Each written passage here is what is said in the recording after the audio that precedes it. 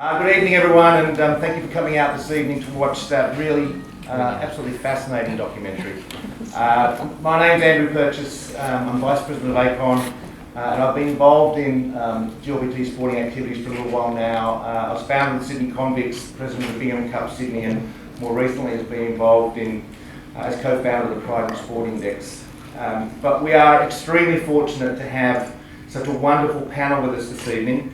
I think without doubt it's the most illustrious LGBTI sporting panel ever assembled in Australia, and actually potentially the world.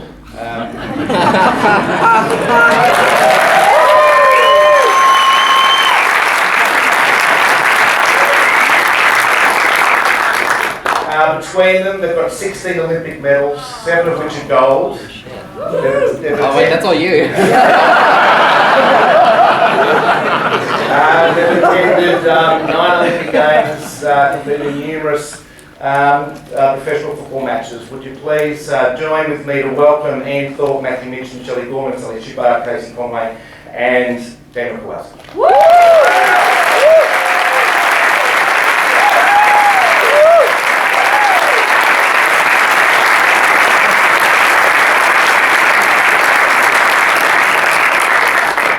I'll moderate the discussion this evening. I'll be asking the other panelists some questions, and then we'll open up some questions for the audience.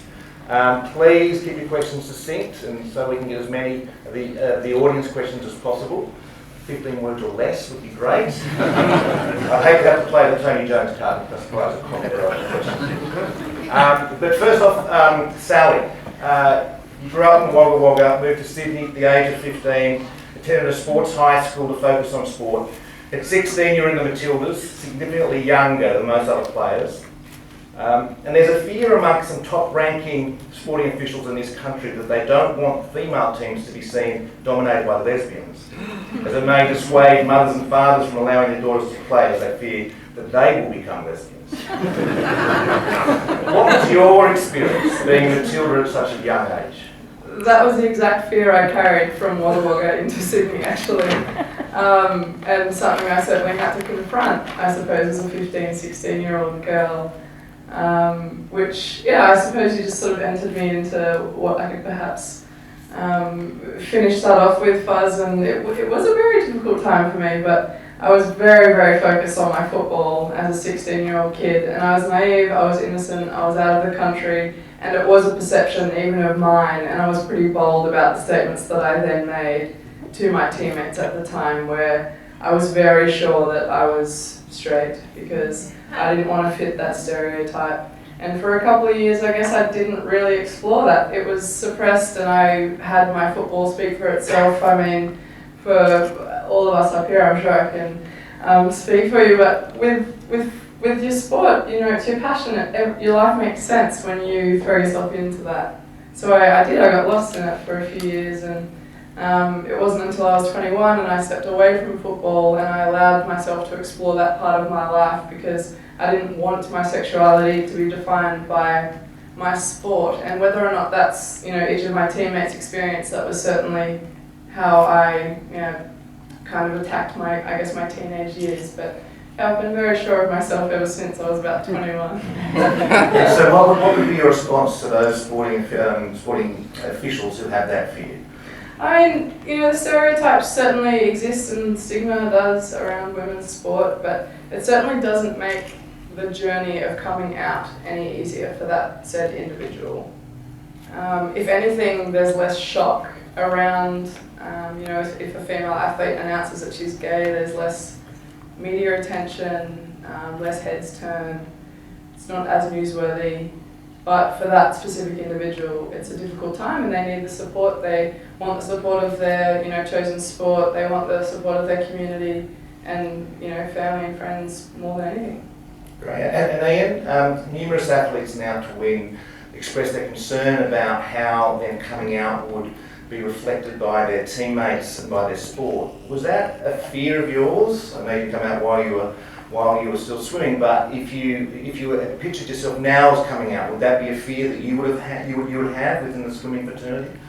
No, not really. I think we our team, the swim team, is pretty strong and pretty understanding. And I think it would be, and we're at that kind of point now, where people would be tremendously supportive if there was to be an athlete that was gay on that team. And it's really interesting to see in the film that we just watched how this has changed recently. And it was really those pioneers back in the day that I think were the brave ones that made it easier for everyone that's here. Yeah, I think you're right. Shelley, you played national women's basketball for the Opals when you were 16. You were pretty much a permanent fixture in that team for the next 15 years, attending 3 Olympics. However, in 1987 you moved to Sydney. You began the end of the relationship with your husband after 7 years. It's true. It's very true. And you were dropped from the national team. Is there a connection between you being dropped from the national team and that period you were going through in terms of coming to terms with your sexuality? Yeah, look, I think it did have an effect on me. It has to have some sort of impact. It was such a focus in my life, and it was a really difficult time because when you're going through a tough time, I was similar. Like, I just focused on basketball, and that was all I could think about. And then the coach comes and tells me I'm no longer good enough to play for Australia, and that I'll never play for Australia again. So it was a really tough time, but there was a happy ending because I made it to the 2000 Olympics after that. So. And do you feel that the period when you were going through that confusion actually led to an impact on your performance? Yeah, well, I think it obviously does, because even though I wanted to just lose myself in basketball, I couldn't, because this was such a massive part of my life. So it was tough. And Matt, still today, you are the only Australian Olympic male athlete to be out while competing at the Olympics. Huge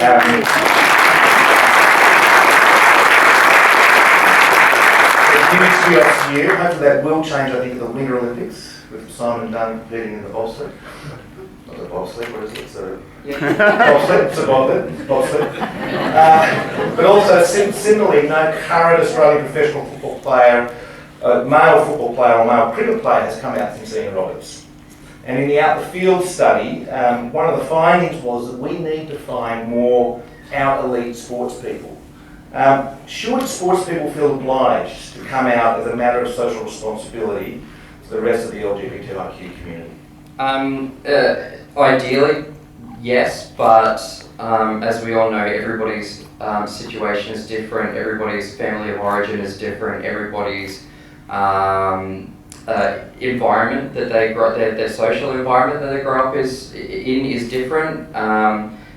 City kids are blessed to maybe have stereotypically a more accepting environment, especially those who in inner Sydney who have the Mardi Gras to look forward to every year and have role models like on TV and stuff, that it's kind of normalised on TV there, whereas, country kids, while I think hopefully it is starting to catch up, they're always going to have typically a tougher time. So in an ideal world, yes, all LGBTIQ XYZ athletes should be once they come to terms with that and they feel comfortable enough with that, they should be comfortable enough to be themselves. So ideally, I think it was interesting in the film that the activists had a different perspective than the athletes. The activists sort of said, they've got to do it, but I think your position is kind of reality. Exactly, and it's like, it's 2020 hindsight. Yeah. They can say that now that they're not in that environment anymore. And it's so hard when you are actually in that environment because it's the fear of the unknown.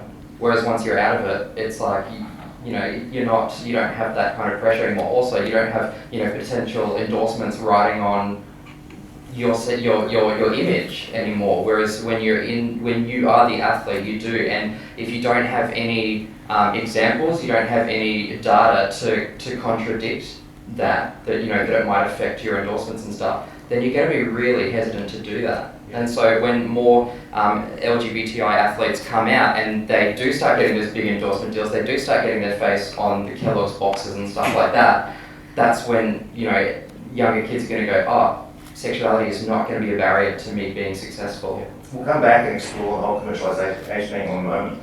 Casey, you grew up in central Queensland.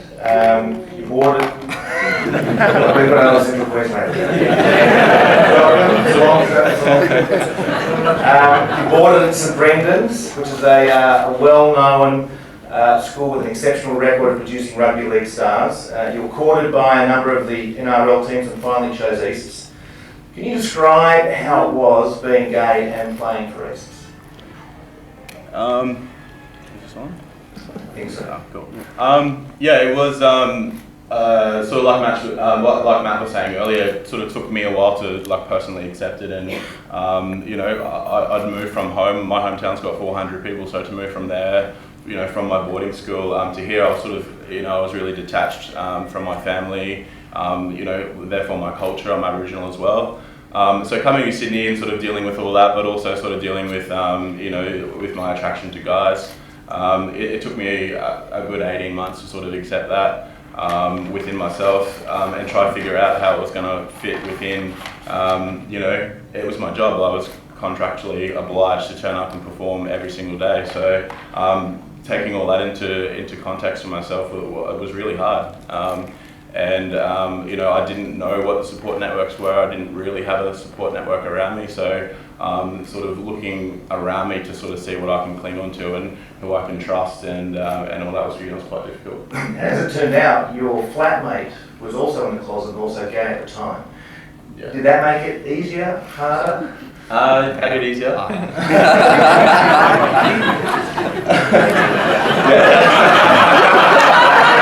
He was a flatmate, as I understand. No, it was a bit easier because, you know, we got to sort of share our experiences, and, you know, we got to talk about how you know, we weren't going to be found out, basically. So, you know, I guess we had to talk about it. Yeah, pretty much. Yeah. You know, and it wasn't until like all my teammates started saying, "Oh, do you think he's gay? Like, you live with him? Does, you know, is a guy's coming over?" I'm like, "I don't know." Like, so they suspected him, but not you. Yeah. Right. Yeah. God, do you think Casey's gay? Right, and Daniel, a part in the movie where they talk about Billy Bean, who I hadn't heard of before this show, and they're describing his experience about how being an elite athlete and having a secret was almost too much to bear. It was almost too troubling. Does that resonate with you at all?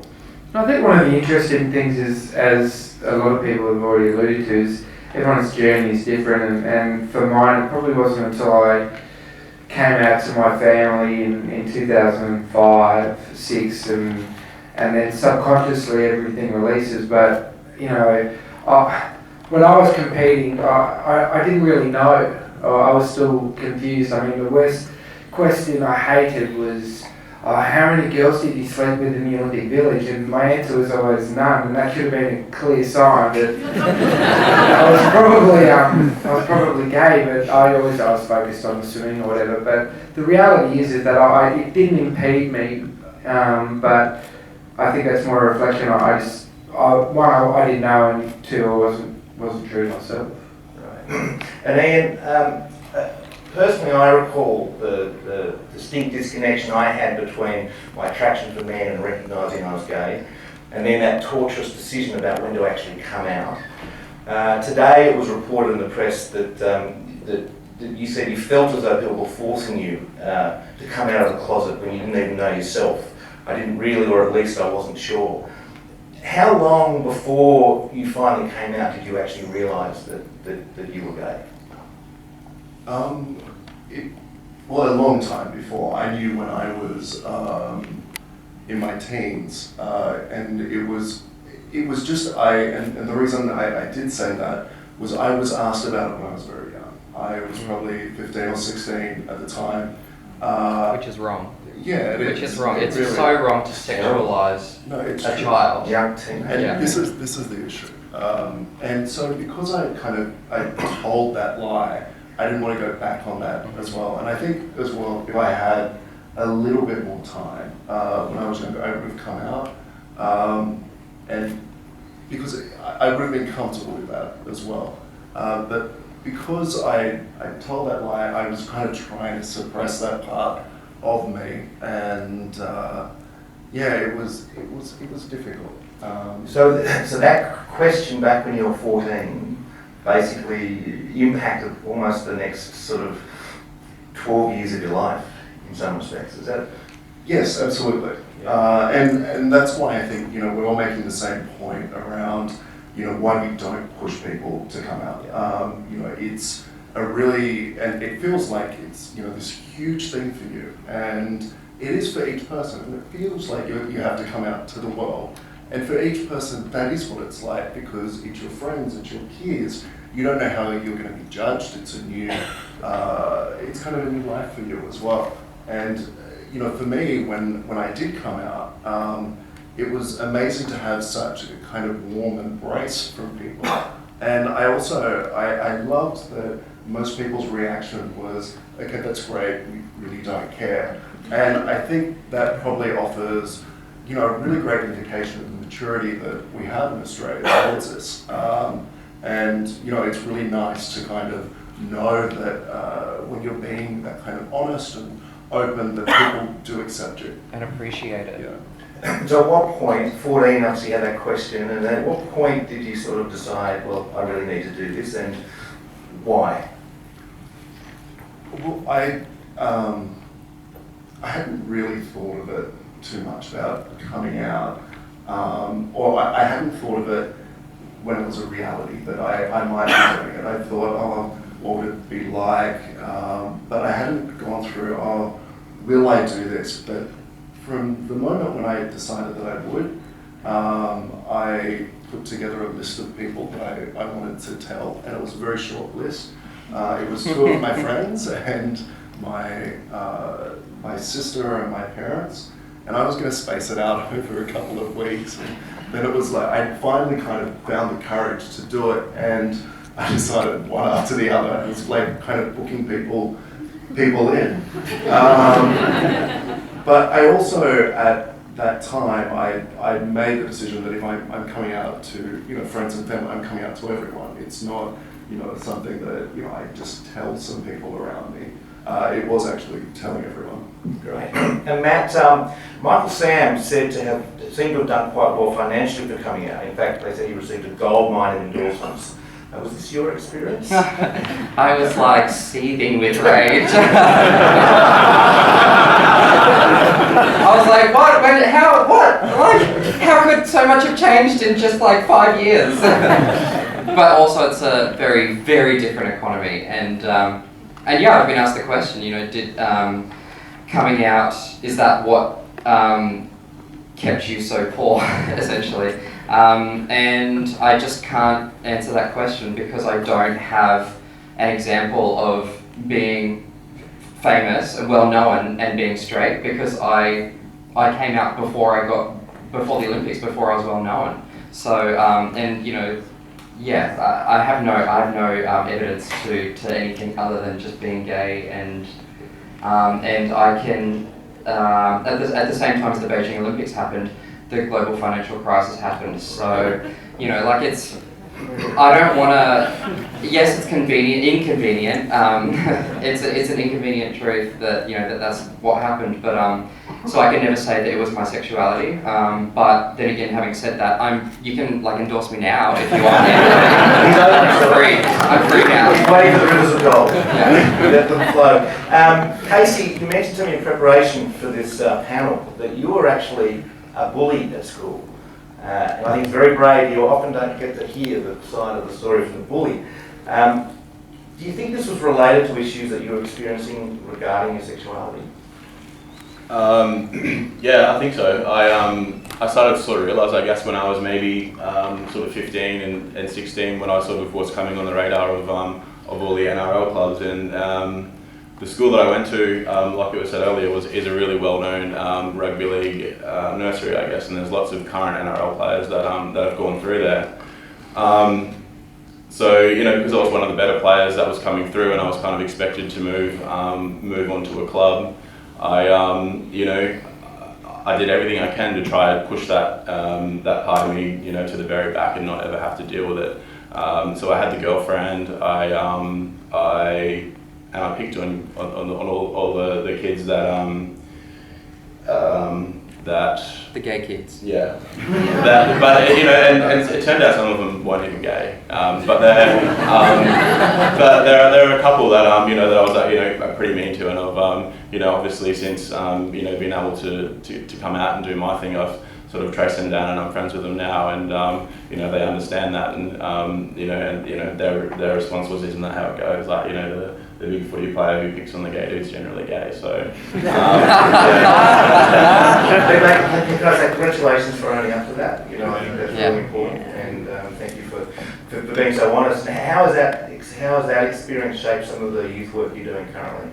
I think that's why I want to be really honest about it, because I've been working in the community service sector now for about 6 or 7 years, and in youth development, and I've come across so many young kids that that are trying to kill themselves because they're gay or lesbian, or they don't know they're in the wrong body, that sort of stuff, and it's not okay, and these sort of kids maybe who I was are making it so much worse. So just trying to show them that there is something else, and I guess in the context of why we're here, talking about the mental health issues around that and why they're sort of trying to do this to themselves is, you go back to positives in their life, and at one point or another, sport was one of the positives, but this has taken over their life where they don't want to come out, and it's just building and building, and they don't want to be here anymore. So I guess that's kind of what I'm trying to do. That's great, and that's great for the youth of Central Queensland. So thanks for that. And then, following on the bullying theme that was reported in the press today, that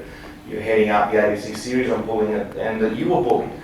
It's difficult, I think, for us to appreciate, given your success and your stature, that even you could be actually susceptible to bullying. Can you just talk a little bit about that?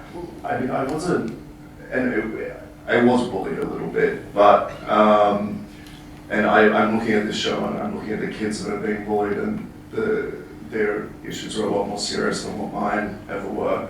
But no one's immune to that, and it's one of those things. Growing up, you're just trying to fit in, and when I was even picked on for being good at sport, the opposite to what a lot of kids might be bullied for. Got a tall poppy syndrome? Yeah, kind of. I think so. I think that's kind of left over kind of thing, that it becomes okay to pick on people that are successful.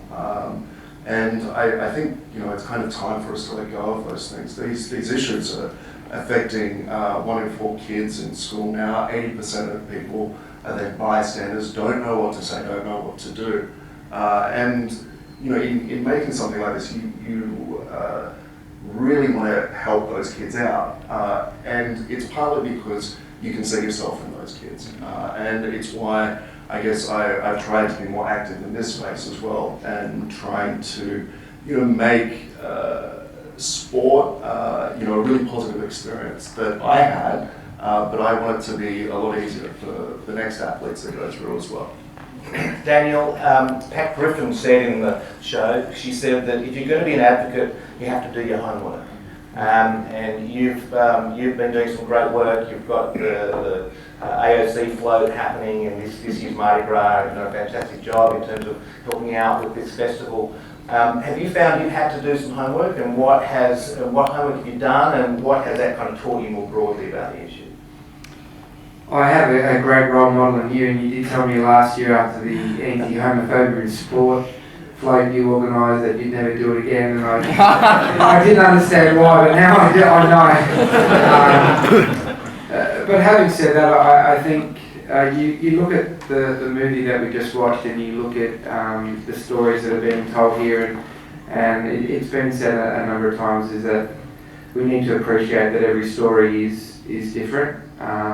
But I think more importantly, we need to start to realise that the support that the young people particularly coming through, or those who aren't quite at the point where we are, there is support out there, and there are programs in place to help those people. It's being able to tap into that and use your networks and use your resources, and really don't be scared to to ask a question of people to help you, because at the end of the day, I know very, very little when it comes to the fight that has been taking place, and I've learned a lot this week about the 78ers and so forth. So for me, it's just being able to be a part of something about giving back is the most important thing, and it's great that the Olympic Committee and the Paralympic Committee have a float, the NRL have a float, and hopefully it's a sign of things to come for the future.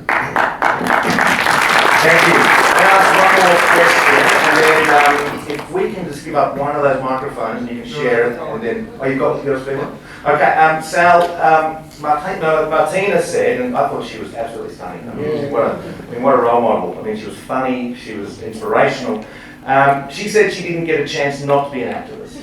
Over the past few years, you've become a lot more vocal, and you've published a number of articles.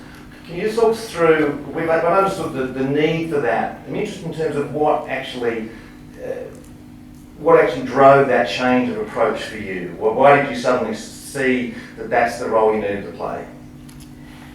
A sporting pursuit has been a fabulous part of my life, and as we can all attest, I'm sure. But at some point in time, it feels pretty empty, and I think that there's certainly more to what I can contribute to my life, and I guess that's just for me personally. And to utilise sport, to utilise my achievements, of which I was purely just chasing something of which I dreamt from such a young age, and now I'm on this platform that I can utilise sport as a tool to convey a message, and why not? It's something I'm hugely passionate about. I have long identified as a member of this community, and why not take a step forward? And the platform's there. Agreeing to be an ambassador alongside Daniel, we've had an absolute hoot the last couple of weeks. Connecting with yourself, Faz. It's all about creating a movement and joining together and having that momentum continue. And we've all had the experiences of challenges, the heartache that sport can offer, the benefits, and why not, put all that together and use it for the greater good and do something beyond yourself. Great, thank you. Hi, yes, I just would like to know, as incredible people that have achieved some remarkable successes, what are perhaps some of the pitfalls or blind spots that you noticed while you were achieving that success that you could recommend to people perhaps on their way there? Is that directly on in Anybody?